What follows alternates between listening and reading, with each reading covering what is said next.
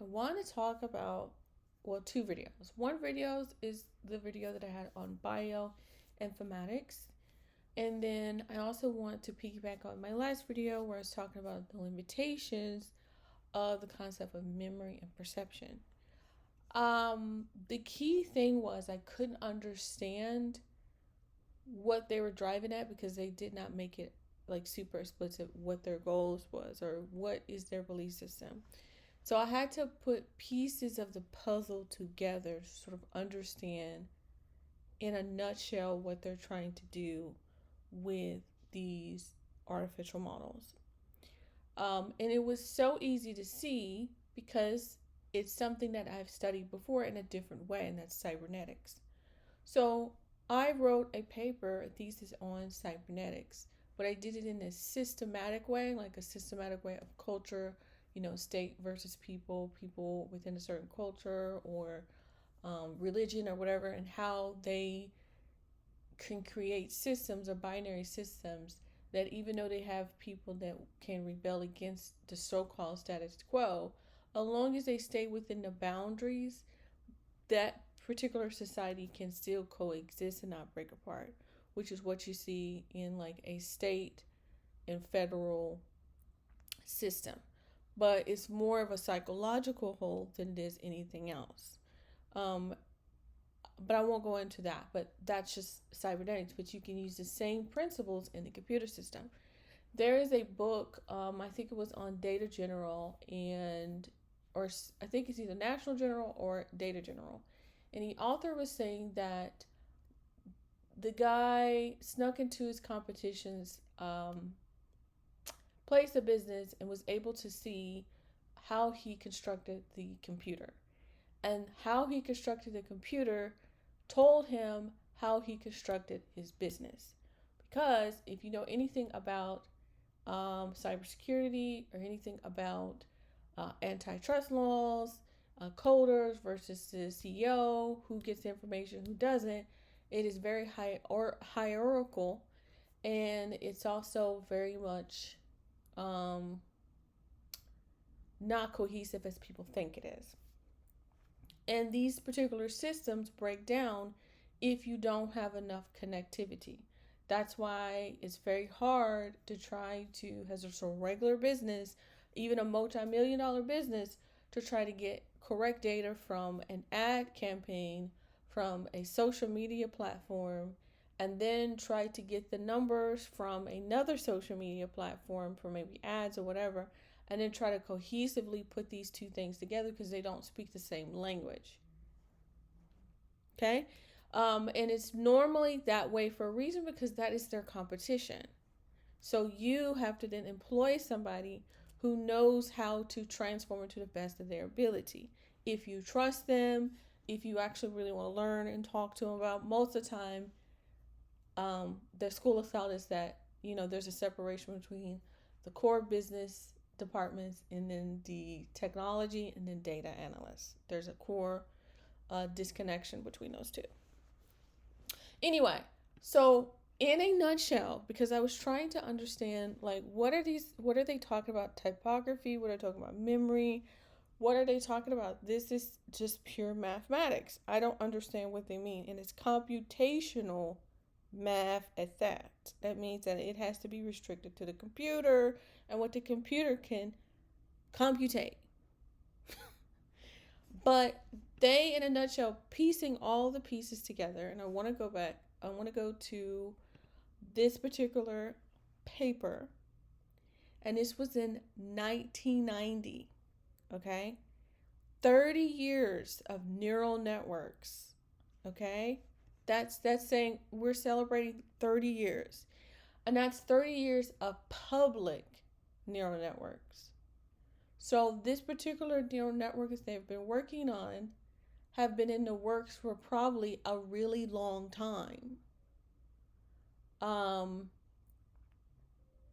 The one thing about this particular paper is that you actually kind of can see this concept of the shape and dimension and space and then the mathematics. This is a older neural network setup, right? And then towards the end, he said that these are the bases of it.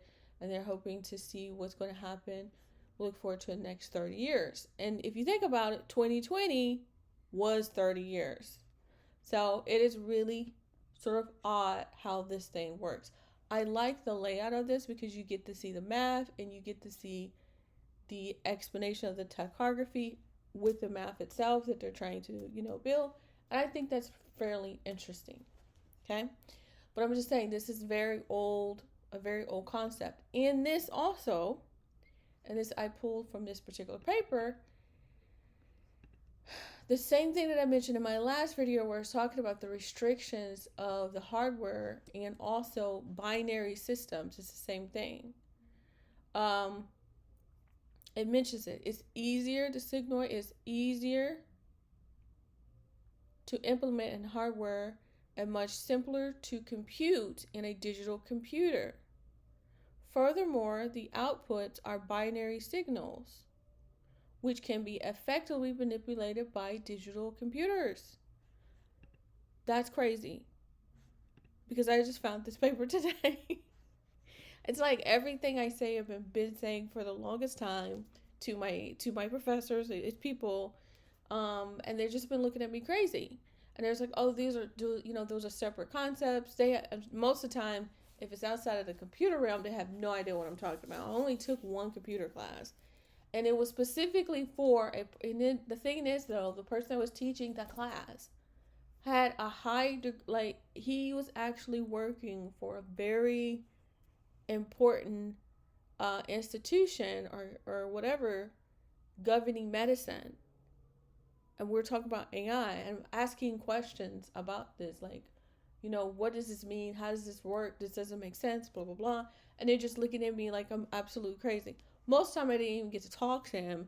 He's basically explained to me in sort of a marketing way that it's going to make it simpler and that computers are much faster and they can evolve because they're able to basically push communication more effectively than humans.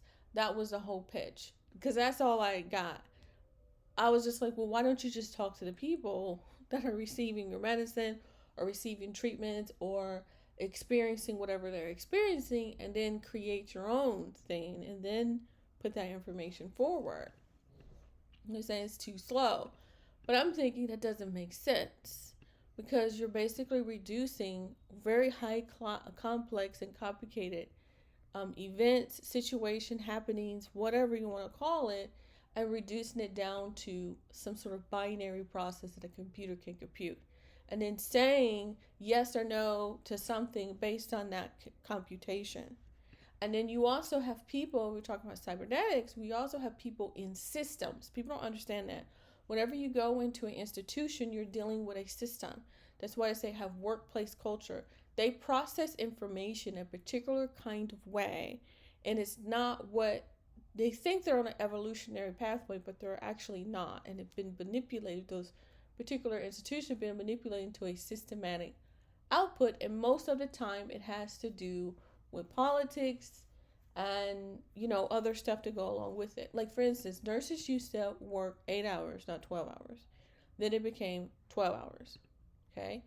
And then there are problems and issues with people getting misdiagnosed if they have some sort of mental instability. So they have come in with pain and they do the tests and procedures that they're taught to do by the system, and not necessarily them using their evolutionary, let's say a doctor using their evolutionary ability to diagnose and do things. They have to operate within that system.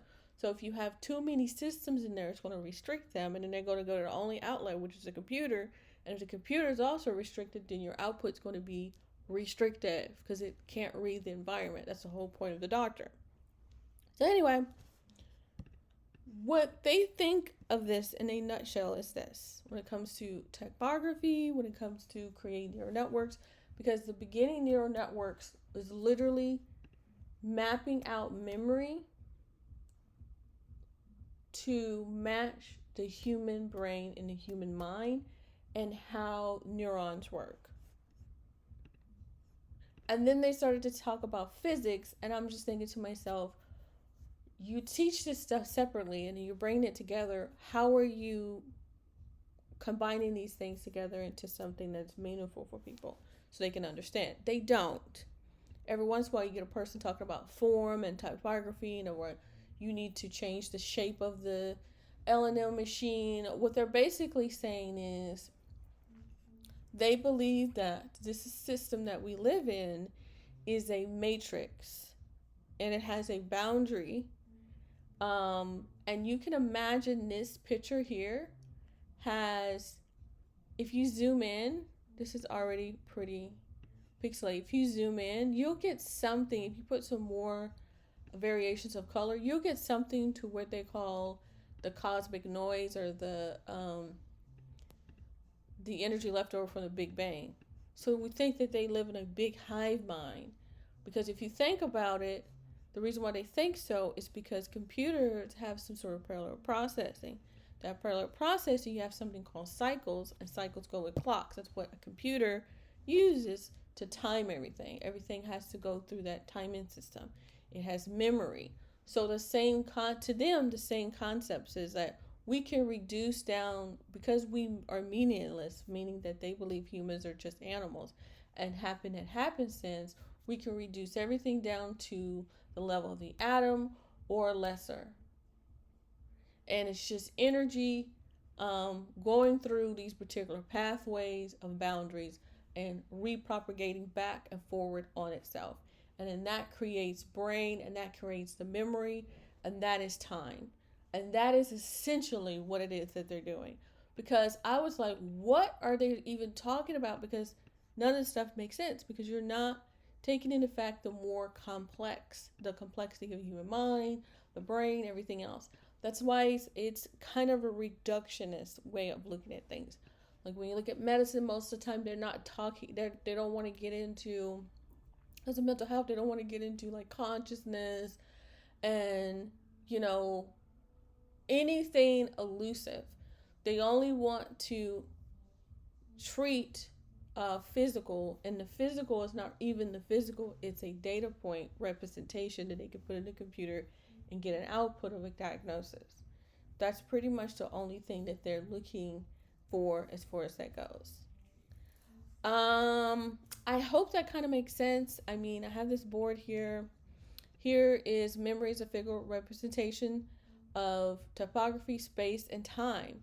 And these mental representation are often called cognitive map. Like that's a real thing in neural research. Okay.